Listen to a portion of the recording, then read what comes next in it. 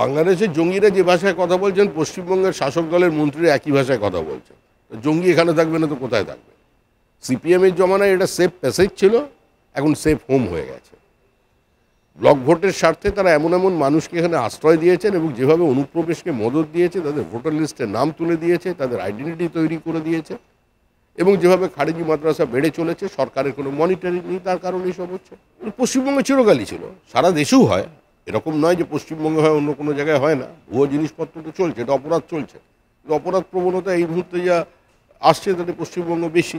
বারাসাতের হাব গ্রেপ্তার হয়, আবার পুলিশ টাকা পয়সা নিয়ে ছেড়ে দেয়, তার জন্য এই পরিস্থিতি। সমস্ত কিছু বললেই তার প্রতিক্রিয়া দিতে হবে। কুণাল ঘোষের বক্তব্যের কোনো প্রতিষ্ঠা জনমনে আছে? কুণাল ঘোষ বলবেন অমিত শাহ পদত্যাগ করবেন, কিন্তু শুনে মানে যারা সাংবাদিকরাও হাসে, এটা স্বাভাবিক ব্যাপার আছে। রাগ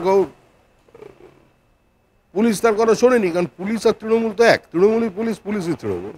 সেখানে তারা ওদের অধস্তন কর্মচারী বা কর্মী বলে মনে করে, তো কর্মী নেতার কথা শোনেনি, তাকে চুরি করতে বলেছে, শাসন করেছে, করতেই পারে।